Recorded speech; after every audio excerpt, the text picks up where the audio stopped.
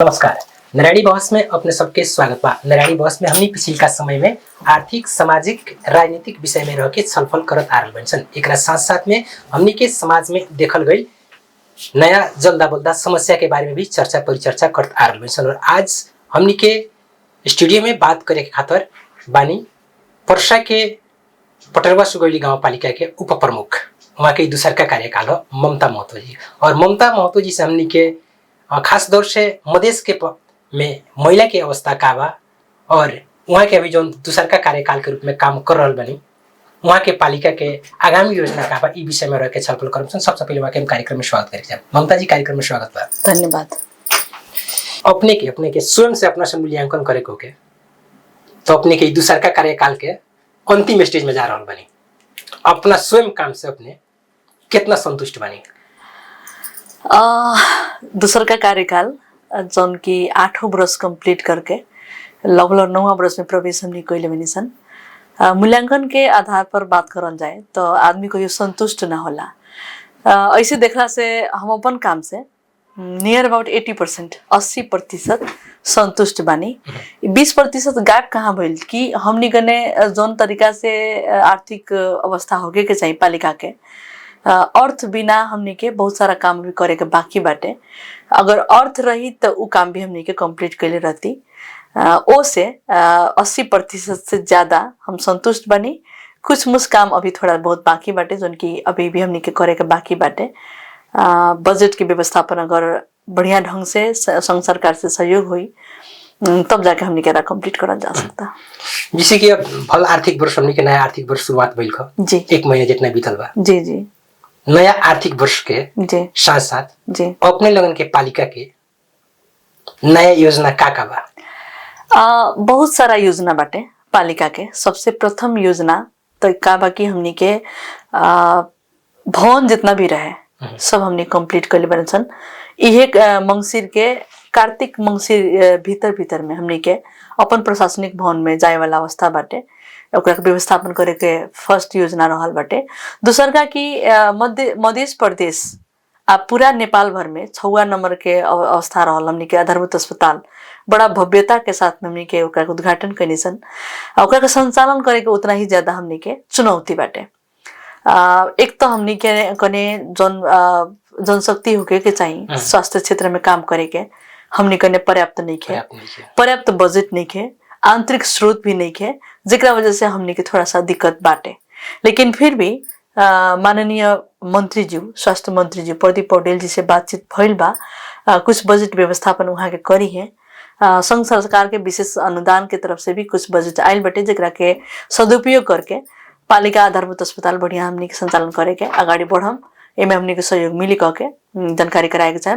साथ साथ हमनी के रास्ता जौन की भाथा हुलाकी सड़क भाथा एगो हमनी के नेपाल में पर्यटकीय स्थल के रूप में खासतौर पर पर्सा जिला के चिनावे वाला एगो प्रमुख धाम के रूप में हमनी के लेने सन। लेकिन का बा की समस्या हमनी के ई बाटे की बजट के कमी के चलते हुलाकी सड़क से भाथा धाम तक जाए वाला जोन रास्ता बाटे ओकरा के कालो पत्र करे वाला पूर्ण रूप से करे वाला अवस्था अभी नहीं खे भइल। लेकिन अब की बारी लगभग 3.5 किलोमीटर कालो पत्र करे के लागि भर्खरै हमनी के 2-3 दिन भइल टेंडर भइले। उ टेंडर से हमनी के छोटका सुगौली तकले हमनी के कालो पत्र वहां तकले पुगाएम। अगिल का साल एकरा के कंटिन्यू हमनी के करम। साथ साथै पटरवा सुगौली गाउँपालिका भौतिक विकास के साथ साथै अन्य विकास सामाजिक विकास में भी उतना ही जोड़ देले बाटे। जौन 51% महिला हमनी के घर भीतर बाटे, वो महिला लोग के अर्थ के साथे जोड़े के पड़ल, समाज के साथे जोड़े के पड़ल, राजनीति के साथे जोड़े के पड़ल। ओकरा खातिर हमनी के एक घर एक टोल एक उद्यम माने एक टोल में एगो उद्यम स्थापना करके हमनी के घरेलू उद्योग में हमनी के फोकस कैले बनी। जौन की अभी तक हमनी के 4-5 गो उद्योग चल रहल बाटे। जौना में एगो हम दुना टपरी के नाम लेम, ओकरा साथ साथ हमनी के पथिया दौरी, ओकरा साथ साथ मसाला पीसे वाला मशीन के साथ साथ पूर्ण रूप से हमनी के व्यवस्थापन कैले बनी सन। साथ साथ सैनिटरी पैड हमनी के ई से भी लेके आनी सन कि वास्तव में महिला लोग के आवश्यकता बाटे। हर महिला के आवश्यकता के परिपूर्ति करे के जिम्मेदारी आ दायित्व हमनी के स्थानीय सरकार के बाटे। तो हेल्थ के दृष्टिकोण से भी स्वास्थ्य के दृष्टिकोण से भी उ हमनी के करल जरूरी बाटे। तो हमनी के स्वास्थ्य के मद्देनजर करते हुए सैनिटरी पैड बैंक बनावे के हमनी के सोच विचार रहल, जेकरा वजह से पटेवा सुगौली गाउँपालिका में 10-15 गो महिला हमनी के समिति बना के हमनी के सैनिटरी पैड बनावे वाला मशीन व्यवस्थापन करके उ मशीन से हमनी के कारोबार भी शुरू कर चुकल बनी, जना में अभी तक एगो आर्थिक वर्ष में लगभग हमनी के 12-15 लाख के बीच के हमनी के टर्नओवर बाटे। एकरा के हमनी के का सोच विचार बाटे कि सरकार टू सरकार, यानी कि स्थानीय सरकार एक स्थानीय सरकार दूसर का स्थानीय सरकार के साथे व्यापार करस। जैसे कि पटेवा सुगौली सैनिटरी पैड बनावता तो जीरा बहनी ओकरा के खरीद कर देवे को पड़ल, ठोरी ओकरा के खरीद कर देवे पड़ल, सखुआ परसोनी ओकरा के खरीद कर देवे पड़ल। इससे का होई तो पटेवा सुगौली के उत्पादन अन्य पालिका में जाई, अन्य पालिका के उत्पादन हमनी के पालिका में आई। तो ऐसे एगो सरकार के पॉलिसी भी हमनी के बढ़िया रही, स्थानीय सरकार के बीच में एगो रणनीति हमनी के बढ़िया स्थापित हुई, विकास के जौन क्रम बाटे ओकरा में सहयोग मिली। एगो महिला समूह अगर साल भर में हमनी के 10 लाख 15 लाख या 20 लाख के टर्नओवर करता तो काम करता तो कम से कम 10 गो महिला के रोजगार सृजना हुई। ऐसे हमनी के सरकार की भी फायदा, उ महिला दीदी बहनी लोग के फायदा, साथ साथ ही महिला लोग आत्मनिर्भर हुई अगर से आर्थिक रूप से, तो उ लोग के जीवन यापन करे में भी सहजता। अभी के बढ़दो हमनी के जौन महंगाई बाटे ओकरा के व्यवस्थापन करे खातिर घर परिवार में सपोर्ट करे वाला अवस्था भी रही।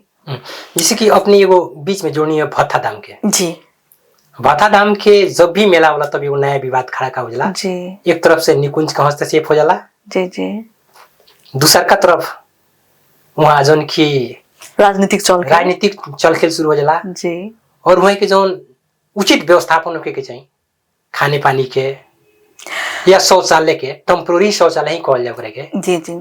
पटेवा सुगौली गाउँपालिका कमी देखल जाला ना, पटेवा सुगौली गाउँपालिका विगत के समय से ही हमनी के हमेशा ओकरा के व्यवस्थापन करे के सोच विचार हमनी के साथ में रहल जौन स्रोत साधन बाटे ओकरा के उचित प्रयोग करते हुए एगो सीढ़ी रहे तब बहुत ज्यादा भीड़ होत रहे, घटना भी भइल अपने लोग सुनले होखे। ओकरा के वैकल्पिक हमनी के सीढ़ी एगो जौन पालिका से बनल उ सीढ़ी जौन बनल तो एक सीढ़ी से जाइल जाला भक्तजन, तो दूसर का सीढ़ी से उतरल जाला। तो ओ से का बाटे कि हमनी के मानवीय क्षति या मानवीय जौन दुर्घटना बाटे उ कमी भइल। दूसर का बात जौन की हमनी के नाला के व्यवस्थापन कइनी सन पालिका के बजट से, नाला के ऊपर के जौन पानी आई त नाला होके अपन रास्ता पकड़ ली, एगो बात भइल। ओकरा बाद में उ जौन रास्ता बाटे रास्ता से हमनी के जाइल जाला, उ रास्ता के व्यवस्थापन करे के जिम्मेदारी दायित्व पालिका हमेशा ले बाटे, हमेशा ओकरा के लेके काम करला। निकुंज के जहां तक बात बाटे तो निकुंज के अपन दायरा बाटे, अपन नीति नियम कानून बाटे, एगो स्वायत्त संस्था भइला के चलते ओकर अपन नियम कानून बाटे जेकरा में कोऑर्डिनेशन करके हमनी के आगाड़ी बढ़ल जाला। लेकिन वास्तव में उ संस्था के उठाव के डेवलप करे खातिर, उठाव के विकास करे खातिर एगो बाधा के रूप में निकुंज आवला। अगर उ खुला रूप से हमनी के वहाँ माने हमनी के विकास करे के अगर खुला रूप से छोड़ दी लोग, हमनी के इजाजत दी लोग, तो वहाँ हमनी के मजा से विकास करल जा सकता। दूसर बात की पालिका हमेशा अब की बारी हमनी के खाने पानी की व्यवस्थापन करनी, पाइपलाइन ओछिया के मोटर जड़ान कह के पाइपलाइन ओछिया के खाने पानी की व्यवस्थापन बढ़िया से करनी, बत्ती के व्यवस्थापन करनी। ओकरा साथ साथ शौचालय के बहुत ज्यादा दिक्कत। अब पुरुष लोग तो जहाँ कहीं भी जाके मजा से अपन व्यवस्थापन कर सकत रहे, लेकिन सबसे ज्यादा दिक्कत महिला लोग के। तो महिला लोग के खातिर आ पुरुष लोग के खातिर भी दोनों जना काहे कि महिला आ पुरुष एगो रथ के दूगो पंगड़ा ह, दोनों जना खातिर हमनी के स्थानीय सरकार फरक नहीं के छुटिएले सन, दोनों जना हमनी के दायित्व बाटे। तो ओसे पुरुष के लागी भी 5 गो शौचालय, महिला के लागी भी 5 गो शौचालय स्थायी रूप से हमनी के व्यवस्थापन कइनी सन, जेकरा वजह से कुछ हद तक महिला आ पुरुष दोनों लोग के राहत मिलल। आई हमनी के कंटिन्यू रही, हमनी के एकरा के व्यवस्थापन करे खातिर कइनी सन।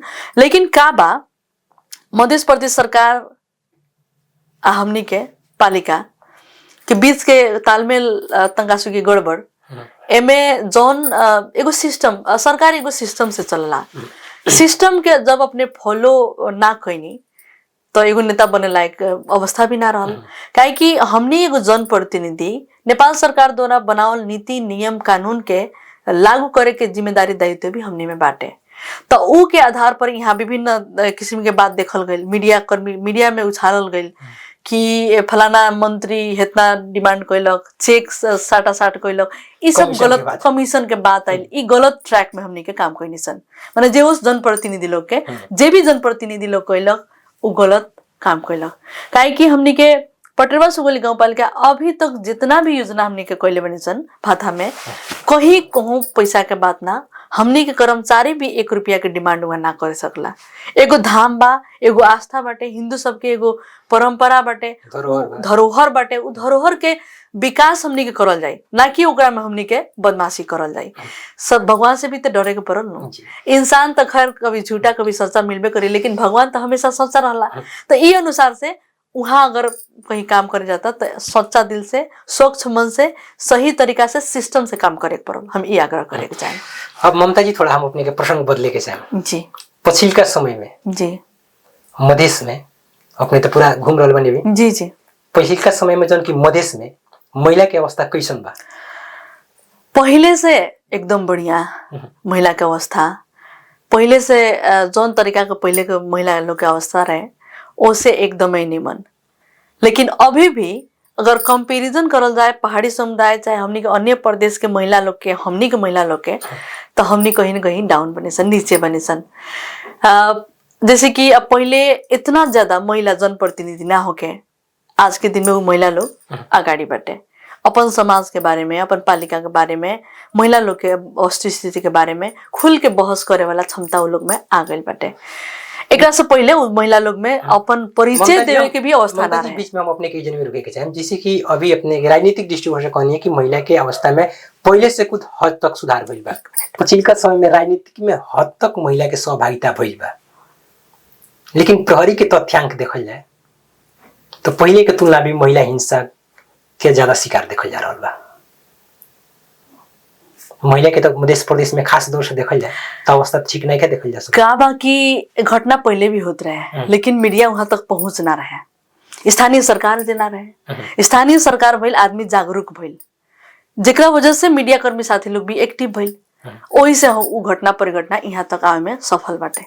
एकरा से पहले घटना ना होत रहे ऐसा बात नहीं है, घटना होत रहे लेकिन गाँव घर में ढाकछुप करके ओकरा के उतही सलट देवल जात रहे, मीडिया के पहुंच हुआ ना रहे। जैसे कि अभी के अवस्था देखल जाए तो वीरगंज महानगर पालिका के बात, वीरगंज महानगर पालिका के परिवेश के ज्यादातर उजागर करला मीडिया कर्मी साथी लोग, उतही ठोड़ी के बात चाहे पटरा सुगोली के बात बहुत कम आवला। उहे तरीका बाटे कि अभी काठमांडू के तुलना में देखल जाए तो फिर वीरगंज डाउन बाटे। काठमांडू महानगर पालिका के जितना मीडिया कर्मी साथी लोग सपोर्ट, जितना लोग के चर्चा परिचर्चा करला, वीरगंज के बहुत कम बाटे। तो का बा कि हमनी के अभी देखल जाए तो स्थानीय सरकार के देन बाटे, संघीयता के देन बाटे, जेकरा वजह से महिला जोन हिंसा सब बाटे, वास्तविक हिंसा सब यहाँ तक लावे में सफल भेल बाटे। उनका व्यवस्थापन भी होता। एक से पहले भी घटना परिघटना घटत रहे लेकिन फुली रूप से बाहर ना आवत रहे। संघीयता के लागू भइला के चलते ये सब चीज बाहर हमनी के आ रहल बाटे, सक्षम हो रहल बाटे, महिला अपन आवाज उठा रहल बाटे, महिला लोग सक्षम भइल बाटे स्थानीय सरकार के देन के चलते कि अपन समस्या, अपन जौन घटना परिघटना कहाँ जाके कहे के पड़ी उ कहे में सक्षम भइल बाटे। ई बात हम जानकारी कराए के सिकी तो घटना आ रहल बा जी, लेकिन जौन महिला के न्याय मिले के चाहिए न स्थानीय प्रशासन से भइल या स्थानीय तौर से भइल, कहीं ना कहीं कमी देखल जा रहल बा।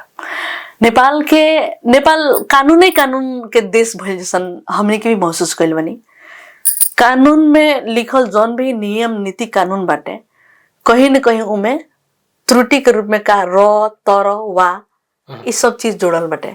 हर एक समस्या के समाधान, हर एक नियम के विनियम, ओकर कहीं न कहीं बचाव के एगो दायरा, वहाँ जौन एगो शब्द लिखल जाला वो सब हमने के देखले बनी सन। अब बहुत सारा घटना में जैसे कि अब मानो कि जज के घटना घट गई, कोनो अब जैसे कि उमेर के हद तक दिलक, चाहे राजी खुशी से जाता तो ओकर बात अलग के, ओकर उपाय अलग के, ये सब चीज बाटे हमने के कानून में। सटीक कानून जौन होके के चाहिए उ नहीं के, हर एक कानूनों पर कानून एगो बचे वाला रास्ता भी वहाँ एडिशन कर दिया गया बाटे। दूसर का बात कथी कि कानून बनैला से ना भइल, कानून के साथ साथ ही ओकरा के व्यवस्थापन करे के जौन व्यवस्थापन पक्ष बाटे एकदम फितलो बाटे, वो फितलो भइला के चलते हमने के अवस्था गंभीर बाटे। महिला कहीं लेके एगो नया चर्चा परिचर्चा संसद में भी उठल बहु विवाह के मान्यता देवे के हिसाब से बहुत विवाद भइल। ओकरा बाद कानून मंत्री अजय कुमार चौरसिया से सदन में वही व्यक्ति दल की तत्काल के खातर एकरा के स्थापित कइल जा रहा बा। अगर बहु विवाह संबंधी एन जारी हो जाता तो उससे महिला लोग के कितना प्रभावित हुई, और ज्यादा महिला लोग पीड़ित हुई। काहे कि एगो उ हमनी के भी देखनी सन डायरेक्टली पुरुष लोग के ल ठीक बाटे तू एगो घुमा के एगो चांस ल ठीक बाटे तो चंगा हो गइल तो तू शादी कर ल कह के एगो हमनी के का कहल जाला ओकरा के सपोर्ट करे खातिर एगो कानून बनावल गइल। काबा कि हमनी के बहु विवाह ना होके के चाहिए कह के कहतनी सन। एगो मर्दाना दूसर लेडी से शादी ना करे के पड़ल, एगो महिला दूगो लड़का से शादी ना होके के पड़ल, समाज में विकृति फैलता। अभी के अवस्था देखल जाए तो डिवोर्स के केस ज्यादा फाइल होता। तो ये सारा चीज के हमनी के व्यवस्थापन अगर करे के चाहते नहीं तो ये विधेयक पास ना होके पड़ल। हमारे अपन व्यक्तिगत धारणा काहे कि अब एगो परिवार संगे एगो महिला संगे ओकर संबंध बाटे, हमार मन लागल तो हम दूसरा लड़की के साथ संबंध कनी बच्चा हो गइल तो हमार बियाह करे के मिल गइल। एगो होला नु मन के बढ़ल आदमी को लेके तो एगो जरिया मिल जाई। तो उ जरिया ना देवे खातिर अब उ महिला आई तो फिर घर में कलह आई, एकर बाल बच्चा पीड़ित हुई, ओकर बाल बच्चा पीड़ित हुई, दोनों महिला पीड़ित हुई, झोटा झाटी शुरू हुई, दोनों आदमी फाइट शुरू हुई, घर में कलह हुई, बाद में जाके डिवोर्स तक ले जाई। तो एगो महिला द्वारा महिला के हिंसा होके वाला अवस्था वहां सृजना होता। पुरुष लोग इमे फायदा तो पुरुषे लोग के हुई। अब फायदा का हुई वो लोग के तो दसे हुई काहे कि दूगो मेहरारू के माने श्रीमान भइल सहज बात नहीं है। तो घर व्यवस्थापन करे में दिक्कत हुई। साथ साथ ही इतना महंगाई के जमाना में दूगो परिवार पालल एकदम ज्यादा गारो बाटे। हमनी के बीच के जौन विश्वास एगो पति पत्नी बीच के विश्वास जौन होके के चाहिए वो विश्वास ना रहल। इम कहीं न कहीं हमनी के परिवार बिगड़े वाला अवस्था रही। तो ओ से हम ये विधेयक नहीं आई स्टॉपे रही। तब जाके हम आग्रह करे के चाहे संबंधित निकाय लोग से कि वास्तव में ओकरा के हमनी के नहीं पास कइल उचित रही। अब बात कइल जाओ महिला के क्षेत्र में बहुत ज्यादा संघ संस्था काम कर रहा बा जी। महिला के संरक्षण कइल जाओ, महिला के पढ़ावल जाओ। जैसे पहले प्रदेश सरकार भी योजना लिया बेटी बचाओ बेटी पढ़ाओ, जौन योजना कहीं ना कहीं फेलियर योजना के रूप में भी एकदम देखल जा रहा बा। का बा कि नेपाल सरकार खासतौर पर मधेश सरकार के विभिन्न अंग कुली संघ संस्था कुली एनजीओ सब विभिन्न काम कर रहल बाटे। काम कैला के बावजूद भी जौन तरीका से रिजल्ट आवे के चाहिए उ नहीं खेल उ ना आवे के कारण कथी बाटे कि हमनी के महिला लोग अभी भी योजना सब फेल। हमरा अपना नजर से एकदम स्वाभाविक साइकिल विद्यार्थी के समय डिस्टेंस मैनेजमेंट करे खातिर साइकिल उपलब्ध कराओ गई, जबकि उहे पहाड़ में देखला में 1 घंटा 1.5 घंटा के रास्ता सफर करके आके विद्यार्थी मजा से पढ़ता। आखिर तो वो भी तो समय के तो लगबे करला। जबकि पर्सा जिला या अन्य हमनी के मधेश के स्कूल सब के बात करल जाए तो कोनो स्कूल बाकी नहीं के आधा घंटा के भीतर में ना पुगे वाला कोनो स्कूले नहीं के बाटे। वो बात बाटे। दूसरा का बात कथी बाटे कि वास्तव में हमनी के मध्य प्रदेश में कोनो भी मावी विद्यालय में सब्जेक्टिव टीचर नहीं है। अब क्वालिटी एजुकेशन के बात करी सब्जेक्टिव टीचर ही नहीं है तो वहाँ क्वालिटी एजुकेशन ही मेंटेनेंस ना हुई। दूसर का बात एगो कक्षा में 150 विद्यार्थी 120 विद्यार्थी 80 विद्यार्थी बाटे तो वहाँ हमनी के शिक्षक पुरावे वाला अवस्था नहीं है। शिक्षक डिवाइड करल जाए तब ना जाके कम स्टूडेंट तब गाइड करे में सहज रही। तो वो भी अवस्था बाटे हमनी के विद्यार्थी के अनुपात में शिक्षक व्यवस्थापन नहीं के कर सकल। साइकिल हमनी के बेटी पढ़ाओ बेटी बचाओ अभियान के अंतर्गत साइकिल देवे के घोषणा तो कैल लेकिन शिक्षक देवे के घोषणा ना कैलक लोग। विद्यार्थी के अनुपात में तो शिक्षक देवे के व्यवस्थापन करे के चाहिए नु। जबकि मध्य प्रदेश सरकार के अपन लोक सेवा आयोग बाटे, लोक सेवा आयोग खोलित बेटी बचाओ बेटी पढ़ाओ अंतर्गत ही बेटी को लेकर निमन शिक्षा देवे खातिर लोक सेवा आयोग खोलित। सब्जेक्टिव टीचर हमनी के परिपूर्ति करित। यहाँ के जितना भी मावी विद्यालय बाटे विद्यार्थी के अनुपात में शिक्षक व्यवस्थापन करित तो एगो बढ़िया रहित। नेपाल के अवस्था देखल जाए तो शैक्षिक अवस्था गुणस्तर के बात करल जाए तो एकदम न्यून, जना में बहुत हमनी के खुद सेटिस्फाई होके वाला अवस्था नहीं के। स्थानीय सरकार के हमनी के कने उतना आंतरिक स्रोत नहीं के, बजट नहीं के, जेकरा वजह से हमनी के व्यवस्थापन करल जा सकता। और खास में हमनी के स्थानीय सरकार के दायित्व जिम्मेदारी हमनी के अधिकार क्षेत्र से बाहर की चीज बाटे। तो चाहते हुए भी हमनी के कंप्लीट करे वाला अवस्था नहीं है। तो एमे हम मध्य प्रदेश सरकार से आग्रह करे के चाहेम कि मध्य प्रदेश सरकार के बेस्ट बनावे के बाटे, बढ़िया करे के बाटे। तो कोनो भी शीर्षक में शैक्षिक हमनी के शिक्षा मंत्रालय से होके तब, चाहे कोनो अन्य व्यवस्थापन से होके, तो कहीं कोनो विधि लगा के विद्यार्थी के अनुपात में शिक्षक देवे के पड़ल, शैक्षिक गुणस्तर बढ़ावे खातिर सब्जेक्टिव शिक्षक देवे के पड़ल। अभी हमनी जौन संदर्भ में बात कर लेबै सन, थोड़ा देर पहले अपने के हम जानकारी करा दी जी। अभी के मुख्यमंत्री जी सतीश कुमार सिंह से जी जी स्वयं सेवक शिक्षक के मांग करी गई बा मध्य प्रदेश के बहुत जैसन जिला में वो करला है। योजना कितना तक सफल हुई वो तो देखे के भी बाकी बा। स्वयं सेवक शिक्षक में कौन तरह के शिक्षक था? सब्जेक्ट हो गए पड़ल जी, खुलल बा, सब खुलल बाटे, लेकिन वो कहाँ बैठाई था अभी तक लेके योजना के अवस्था देखल जाए तो 12 परसा छोड़ के सब पूर्व ही रह जाता। भोगल चीज बाटे हमनी के, एकदम स्वाभाविक बात बा। मीडिया मार्फत हम जानकारी कराए के चाहेम कि मध्य प्रदेश के मैक्सिमम बजट सरलाही से उहे पार रह जाता, एने करी आवत नहीं है। तो उस टीचर में कितना % हमनी के ने आई, वो भी एगो प्रश्न तो बाटे न मध्य सरकार से। मध्य सरकार के काम जौन संघ सरकार करता उहे मध्य सरकार करता। संघ सरकार मैक्सिमम बजट संघ में रख ली, पहाड़ी समुदाय या हमनी के जहाँ माने जे मंत्री लोग बाटे, जे बड़का पद के आदमी लोग बाटे, उ अपन जिला में रख लेता लोग। बराबर डिस्ट्रीब्यूशन तो होगे पड़ल ना। संघीयता का मतलब भइल कि संघीयता के मतलब भइल संघीयता के हिसाब से अपने जानल बनी, समावेशी के हिसाब से जानल बनी। एकदम परसा जिला में पिछले का समय में 3 गो संघ के मंत्री लोग, हालांकि अभी 2 गो बा। विकासी मंत्री ना रहे लोग, हम बता रहे बनी ओकर काम छुटे बाटे, ओकर काम छुटे बाटे। कानून मंत्री अपने ही के पार्टी के अजय कुमार चौरसिया जी एकदम कानून बनावे के दायित्व जिम्मेदारी लोग के बाटे। आरम ने अपने के पॉइंट पर मारल बनी। इससे पहले 27 गो न्यायाधीश के नियुक्ति भइल का जी, जेमे मधेसी अपने के 3.7% मधेसी के समावेशी कइल गेल बा अपने जोड़ी में से पहले कि वो भी पूर्वा दुर्भाग्यवश भी धनुषा के यहाँ के बिना कहाँ समावेशी हमनी के भइल का बाकी फाइट करे खातिर योग्य बनावे खातिर तो पहले तो पढ़ाए के पड़ल ना। जे आदमी फाइटे ना करे तो ठाव पर पुगे तो ना सकी। फाइट करे खातिर हमनी के उ लेवल के उ विद्यार्थी के बनाए के पड़ल ना। ममता जी एगो बात अपने के फिर रोके के चाहे जी, परसा जिला में शायद सबसे ज्यादा मुद्दा पर वाला जिला परसा जिला के एगो देखल जा सकत है ना। परसा जिला सेकंड नंबर या थर्ड नंबर बाटे, यानी करी हमनी के मध्य प्रदेश में देखल जाए तो ठीक बा। ओकरा संदर्भ में क्वालिफाइड या वकील भी बा बाटे, जोन की नियुक्ति प्रक्रिया भइल खनो, ई राजनीतिक नियुक्ति प्रक्रिया भी भइल खो, खुला प्रतिस्पर्धा से नहीं भइल का। ओ क्वालिटी के मध्य प्रदेश में वकील है ही नहीं के, लबी ना गइल हुई, लबी ना गइल हुई। अब स्थानीय सरकार के तो में भूमिका नहीं के, केंद्र सरकार की भूमिका बाटे। केंद्र सरकार के गइलक ओकर पाटो वहां कने रहल। लेकिन रहल सवाल की वास्तव में बजट के बात जहां तक हम ले के चाहे मैक्सिमम बजट पूर्व ही रह जाता।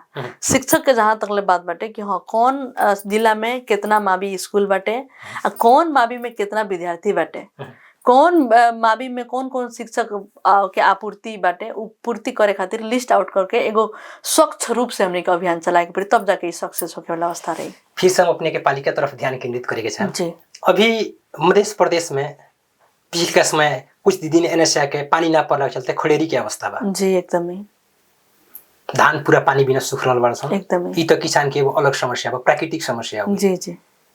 एमे भी जोन सरकार से उपलब्ध करावे वाला मल खाद बा, अपने के पालिका में खास दौर से हम बात करें अपने से जी, मल खाद किसान के कितना मात्रा में पर्याप्त मिल रहा बा?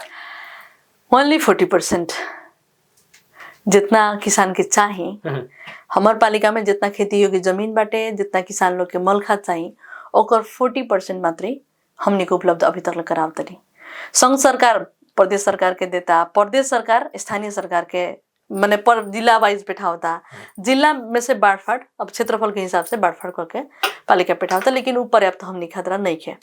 दूसर बात का बा कि वास्तव में जौन मध्य प्रदेश के गहना के रूप में हमनी के किसानी खेती किसानी लेवनिसन, यहाँ के जनसंख्या ज्यादा बाटे, यहाँ के खेत ज्यादा बाटे। हमनी के सबसे संभाव्यता बल्कि कृषि क्षेत्र में अगर हमनी के बढ़िया करी तो हमनी के पूरा ऑल ओवर नेपाल के Madhesh can feed the nation क्योंकि एगो कार्यक्रम भी हमनी के भूमि व्यवस्थापन मंत्री जी से भइल जनार्दन से का बा कि एमे अगर हमनी के बजट व्यवस्थापन ना कर जाए तो नारा नारे में रह जाए। तो नारा के वास्तव में हमनी के काम करे चाहते नहीं तो नारा के यथोचित बनाए खातिर एकदम यथेष्ट बनाए खातिर बजट विनियोजन भी करे पड़ल। एकरा से पहले मध्य सरकार एगो आह्वान कैले रहे कि बोरिंग सूखाग्रस्त क्षेत्र भइला के चलते बोरिंग के योजना स्थगित भइल कह के 7 दिन के सूचना पालिका में हमनी के 80 गो बोरिंग के फॉर्म भराइल। बजट 80 गो ना दी त हरेक वड़ा में 5-5 गो तो कम से कम देवल जा सकत रहे नु। तो हमनी के मध्य सरकार उहो व्यवस्थापन ना करे सकी तो कथी करी? पालिका अपन तो करते रहल बाटे। पालिका हरेक साल अपन मोटर के व्यवस्थापन, बोरिंग के व्यवस्थापन, कूलों के सर सफाई और सब चीज हमनी के बहुत सारा कर रहल बानी सन, लेकिन एमे उतना बजट से हमनी के होके वाला अवस्था नहीं है। एकरा के बजट व्यवस्थापन करे के दायित्व जिम्मेदारी हमनी के मध्य प्रदेश सरकार प्लस संघ सरकार के भी बाटे। मध्य प्रदेश सरकार तो अपन पहल भी कैलक, ओमे व्यवस्थित ना होके सकल, लेकिन संघ सरकार तो खाली घोषणा भर कैलक है। बजट तो होके के चाहिए नु, खाली घोषणा कर, सूखाग्रस्त क्षेत्र घोषणा कर दिलक, संकटग्रस्त क्षेत्र घोषणा कर दिलक, बजट के व्यवस्थापन केने संघ सरकार ते एकर जवाब देवे के पड़ी नु। जवाब खोजे के अवस्था बानी। स्थानीय सरकार र स्थानीय सरकार के छाता संगठन गाउँपालिका राष्ट्र महासंघ के अंतर्गत रह के मध्य प्रदेश में भी संघ सरकार से भी हमनी की क्वेश्चन करें सन। हमनी कार्यक्रम के एकदम अंत बानी सन ममता जी। अपने के पालिका में जी अपने के दूसर का कार्यकाल के लगभग 3 वर्ष बीत चुकल जी। चौथा वर्ष में अपने प्रवेश कर रहल बानी जी जी। अपने के कोई कौन 5 गो ऐसा काम कैली तो कथी कहे?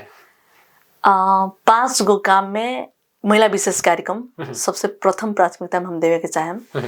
महिला विशेष कार्यक्रम के अंतर्गत हमने के बहुत सारा कहबे कैनी हम। दूसर का कि महिला स्वास्थ्य क्षेत्र में सुत्केरी कोशिली वितरण कार्यक्रम जन बाटे, उपाध्यक्ष सुत्केरी कोशिली वितरण कार्यक्रम, वो भी एकदम अच्छा कार्यक्रम 16,000 दिन के सहयोग करे वाला कार्यक्रम जौन की हमने के सुत्केरी महिला लोग के खातिर करतनी सन। दूसर का बात कि महिला लोग के आर्थिक अवस्था सुदृढ़ करे खातिर एक गांव एक उद्यम जौन आइल बाटे, जौन खासतौर पर महिला लोग के लक्षित निकल बन ओकरा के हम जोड़े के चाहेम।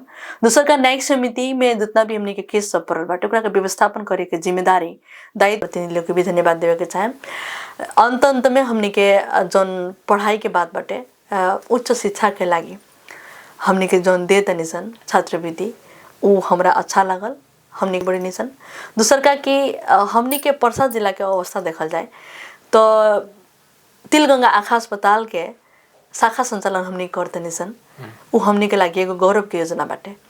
पर्सा जिला के सभी ठाव के वीरगंज महानगर पालिका बाहेक के जितना भी दक्षिणी बेल्ट के चाहे उत्तरी बेल्ट के जितना भी पालिका सब बाटे सबके महिला पुरुष लोग आके जौन अपन आँख के उपचार करावता लोग एवरी ईयर हमने के प्रत्येक वर्ष हमने के 300 से 350 के आँख ऑपरेशन करावनी सन। 300 से 350 के मतलब हो गल कि एगो विद्यार्थी के 20,000 बचत होता, तो 20,000 के फाइनेंशियली भी हमने के अच्छा भइल, साथ साथ उ लोग के जौन तिलगंगा काठमांडू जाके जौन सुविधा ली उ हमने के गाँव में देती, उ हमने के लागी एकदम गौरव के योजना बाटे। साथ साथ हमने के अभी कृषि में भी बहुत सारा काम करतनी सन, ये एकदम अच्छा बाटे, लेकिन ये 4-5 गो जौन काम बाटे हमने के गौरव के योजना बाटे। जी समय देनी ओकरा खातिर ढेर सारा धन्यवाद। बहुत बहुत धन्यवाद हमरा तरफ से भी रेडियो नारायणी और ओकर पूरा टीम जो हमरा के यहाँ तक ले इन्वाइट करके अपन बात अपन अनुभव शेयरिंग करे के मौका देनी ओकरा खातिर बहुत बहुत धन्यवाद। धन्यवाद। जी मित्र, आज के कार्यक्रम अपने सबन के कैसन लगल? ई कार्यक्रम के प्रति अपने सबन के कोनो भी सलाह सुझाव प्रतिक्रिया बा तो हमनी के दे सकतनी। ओकरा खातिर हमनी के ठेगाना बा Narayani FM 103.8 megahertz, link road, Birgunj, Parsa. ई ठेगाना में अपने अपन सलाह सुझाव प्रतिक्रिया दे सकतनी और अपने के सलाह सुझाव अनुसार हमनी के कार्यक्रम के परिमार्जित करके प्रसारण करने के प्रयत्न करन सन। कार्यक्रम सुन देनी और हमनी के फेसबुक मार्फत देख देनी, ओकरा खातिर अपने सबन के ढेर सारा धन्यवाद देत। आज के कार्यक्रम से हम दीपेंद्र शाह चाहेम आ गया। नमस्कार।